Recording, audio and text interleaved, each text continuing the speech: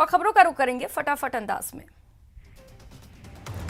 Mission UP पर निकले अमित शाह ने अखिलेश यादव पर हमला करते हुए कहा कि परसों के प्रेस कॉन्फ्रेंस में अखिलेश जी ने जयंत चौधरी जी को अपने साथ बैठाया था। जयंत जी को लगता है कि अगर सरकार बनेगी तो अखिलेश बाबू उनकी सुनेंगे। अरे जयंत बाबू जो अपने पिताजी और चाचा जी की नहीं सुनते, वो आपकी क्या सुनेंगे। छत्तीसगढ़ की राजधानी जयपुर में रायपुर में राहुल गांधी ने केंद्र पर हमला करते हुए कहा कि राजब ये सवाल पूछते हैं कि 70 सालों में देश में क्या हुआ, तब ये हमारे किसान, उनके माता पिता, मजदूरों, कारीगरों, हमारे छोटे व्यवसायियों का अपमान करते हैं। कांग्रेस पार्टी का अपमान नहीं करते हैं। भारत की गरीब जनता ने खून पसीना देकर बदलाव किया है। राहुल ने आगे कहा कि आज ये चाहते हैं कि जिन करोड़ों लोगों ने इस देश को बनाया है उन्हें परे कर दिया जाए और 100 से 200 लोगों को देश का पूरा धन पकड़ा दिया जाए। भारत में 100 सबसे अमीर लोगों के पास देश की 40% आबादी से ज्यादा धन है। कौशाम्बी में बीजेपी राष्ट्रीय अध्यक्ष जेपी नड्डा ने कहा कि कांग्रेस के लोग भी सुप्रीम कोर्ट में राम मंदिर के विषय को लटका रहे थे, भटका रहे थे, अटका रहे थे। आपने मोदी जी की सरकार लाई, जिसके बाद सुप्रीम कोर्ट का फैसला आया और भव्य राम मंदिर बना है। कानून मंत्री किरेन रिजिजू ने कहा कि राहुल गांधी जब भी कुछ बोलते हैं तो मुझे बहुत तकलीफ होती है। वो पाकिस्तान, चीन और विरोधी ताकतों का फायदा पहुंचाने वाले लोगों को बयान देते हैं। लोकसभा में जो बातें उन्होंने कही वो निंदनीय है। एक जिम्मेदार नेता इस तरह की बातें नहीं करता। रक्षा मंत्री राजनाथ सिंह ने अमरोहा में सभा को संबोधित करते हुए कहा कि सपा की हालत इतनी खराब हो चुकी है कि अब अखिलेश यादव अपने हाथ में लाल पोटली लेकर घूम रहे हैं। जो डूबता है उसके लिए तिनके का सहारा ही काफी होता है। अखिलेश यादव ने कहा है कि किसान दुखी हैं कि इस बजट में भी उनके साथ धोखा हुआ। गरीब को महसूस ही नहीं हुआ कि कोई बजट भी आया है। सरकार इसे अमृत बजट कह रही है। अगर ये अमृत बजट है तो इससे पहले सब जहर वाले बजट क्या थे। और सुना है कि डायमंड सस्ता हो जाएगा, तो देखिए गरीबों को कितना फायदा मिलता है।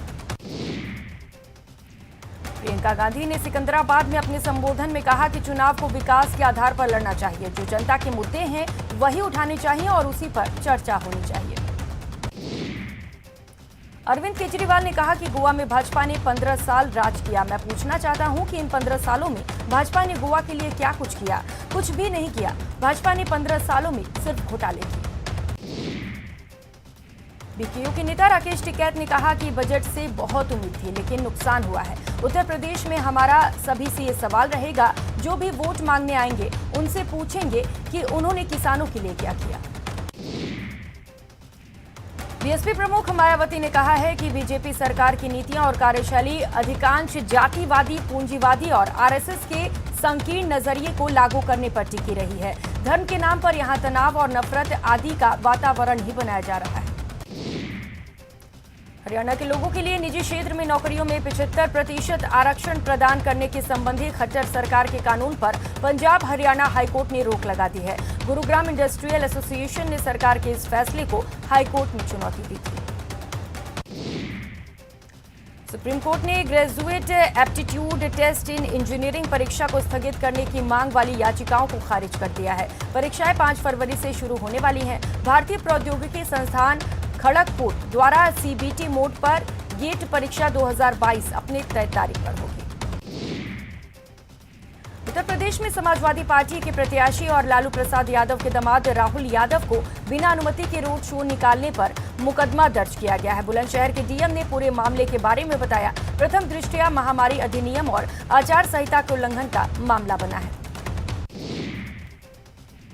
साल 2020 में गलवान घाटी में हुई हिंसक झड़प में चीन को भारत से ज्यादा नुकसान पहुंचा था और उसके कई सैनिकों की मौत हो गई थी। ये दावा ऑस्ट्रेलिया के अखबार द क्लैरिसन ने अपनी रिपोर्ट में दी है। अखबार का कहना है कि रिसर्चर्स और ब्लॉगरों ने सुरक्षा के लिए अपनी पहचान सार्वजनिक नहीं की है, लेकिन उन्होंने जो निष्कर्ष निकाले हैं उससे गलवान घाटी मामले पर चीन के दावों की पोल खुली है। रिपोर्ट में दावा किया गया है कि इस झड़प में चीन के 38 सैनिक मारे गए। पंजाब में बीजेपी प्रदेश अध्यक्ष और पार्टी उम्मीदवार अश्विनी शर्मा की एक चुनावी सभा में कुछ लोगों ने पार्टी कार्यकर्ताओं पर हमला किया, जिससे कल पठानकोट में 4 लोग घायल हो गए। अश्विनी शर्मा ने कहा है कि ये दिखाता है कि प्रशासन कानून व्यवस्था बनाए रखने में असमर्थ है। देश में जानलेवा कोरोना वायरस महामारी के मामले कल की तुलना में आज बढ़े हैं। देश में पिछले 24 घंटे में कोरोना वायरस के 1,72,433 नए मामले सामने आए और 1,008 लोगों की मौत हो गई। कल की तुलना में आज कोरोना के 6.8% मामले ज्यादा आए। पश्चिम बंगाल में आज से 8वीं से 12वीं तक के स्कूल खोले गए हैं। स्कूलों की साफ सफाई और कोरोना प्रोटोकॉल के पालन के लिए नोडल अधिकारियों की नियुक्ति के जिला निर्देश अधिकारियों को दिए गए हैं। भारत ने सेमीफाइनल मुकाबले में ऑस्ट्रेलिया को 96 रनों से हराकर अंडर 19 विश्व कप के फाइनल में अपनी जगह पक्की कर ली है। टीम इंडिया लगातार चौथी बार इस टूर्नामेंट के फाइनल में पहुंच चुकी है। वेस्टइंडीज के खिलाफ 6 फरवरी से शुरू होने वाली वनडे सीरीज से पहले टीम इंडिया के 8 खिलाड़ी कोरोना संक्रमित पाए गए हैं। इनमें अभी शिखर धवन, ऋतुराज और श्रेयस अय्यर का नाम शामिल है। सीएम अशोक गहलोत ने एक बार फिर पीएम नरेंद्र मोदी को घेरा है। उन्होंने ट्वीट कर बड़ा हमला किया। उन्होंने लिखा कि बीजेपी की नीतियों से देश पिछड़ रहा है और अर्थव्यवस्था की स्थिति खराब और देश में बेरोजगारी बढ़ी है। कांग्रेस के राजस्थान प्रभारी अजय माकन 6 और 7 फरवरी को जयपुर दौरे पर जाएंगे। इस दौरान अजय माकन सभी विधायकों के साथ बैठक करेंगे। इस दौरान सीएम अशोक गहलोत भी मौजूद रहेंगे। भाजयुमो कार्यकर्ता के निशाने पर गोविंद सिंह डोटासरा जयपुर में सरकारी आवास के बाहर लिखा नाथी का बाड़ा बाद में मिटाया गया। मामला दर्ज करवाने से पीसीसी चीफ का इनकार। गहलोत सरकार ने हरिदेव जोशी पत्रकारिता यूनिवर्सिटी को सौगात दिया है। सरकार ने यूनिवर्सिटी को नई बिल्डिंग दिया है। मामले पर मुख्यमंत्री ने कहा कि कभी संसाधनों की कमी नहीं होने देंगे। वडोदरा कांग्रेस के विधायक पढ़ेंगे एकजुटता का पाठ। जयपुर में 6 फरवरी से 2 दिवसीय चिंतन शिविर का होगा आयोजन। शिविर में विधानसभा के बजट सत्र को लेकर चर्चा होगी। भरतपुर में खाद्य और नागरिक आपूर्ति मंत्री प्रताप सिंह खाचरियावास आज भरतपुर पहुंचे, जहां सर्किट हाउस में मंत्री प्रताप सिंह खाचरियावास मीडिया से रूबरू हुए।